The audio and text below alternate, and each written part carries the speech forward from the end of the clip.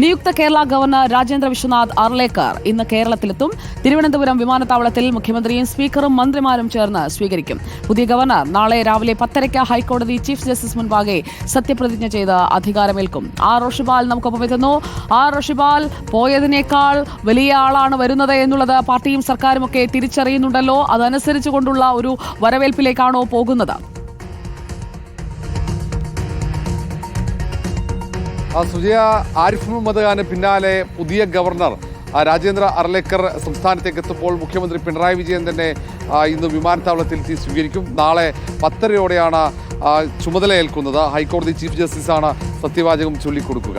ഏതായാലും രാഷ്ട്രീയമായി സ്വാഭാവികമായും അത്ര അനുകൂലമായിരിക്കില്ല ഇനി പുതിയ ഗവർണറുടെ കീഴിലുള്ള സാഹചര്യം എന്ന് വിലയിരുത്തുന്നുണ്ട് CPI നേതൃത്വവും സർക്കാരും.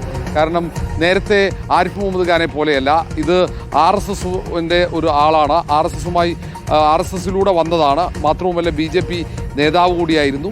ഒപ്പം നരേന്ദ്രമോദിയുമായി ഏറ്റവും അടുപ്പമുള്ള ഗോവയിലെ ഒരു രാഷ്ട്രീയ നേതാവ് എന്നതുകൊണ്ട് തന്നെ സ്വാഭാവികമായും RSSന്റെ അജണ്ട നടപ്പിലാക്കാൻ ഗവർണർമാർ ശ്രമിക്കുന്നു എന്ന നേരത്തെ ഉന്നയിച്ച ആരോപണങ്ങൾ, അതിനനുസരിച്ച് അതേ ആരോപണങ്ങൾ വീണ്ടും ഉന്നയിച്ച് മുന്നോട്ട് പോകാനുള്ള സാഹചര്യം ഒരുങ്ങുമോ എന്നതാണ് ഏറ്റവും പ്രധാനപ്പെട്ടതായി വിലയിരുത്തേണ്ടി വരിക.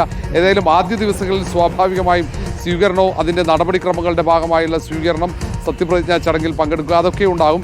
ഇനി അങ്ങോട്ട് ഗവർണറുടെ നീക്കം എന്താണെന്ന് മനസ്സിലാക്കിയാകും മറ്റ് തുടർ പ്രതികരണങ്ങൾ ഉണ്ടാകുക. ഇനിയിപ്പോൾ ഏറ്റവും പ്രധാനപ്പെട്ടത് ബജറ്റ് സമ്മേളനം തുടങ്ങുകയാണ്.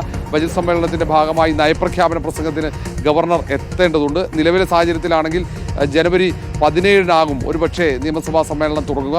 അങ്ങനെയെങ്കിൽ ആ സമയത്ത് നയപ്രഖ്യാപന പ്രസംഗത്തിന് ഗവർണർ വരണം. നേരത്തെ ആരിഫ് മുഹമ്മദ് ഖാനുമായി തർക്കം വന്നപ്പോൾ ഒരു ഘട്ടത്തിൽ നയപ്രഖ്യാപന പ്രസംഗത്തിന് വരില്ല എന്ന രീതിയിലേക്ക് കാര്യങ്ങൾ എത്തിയിരുന്നു.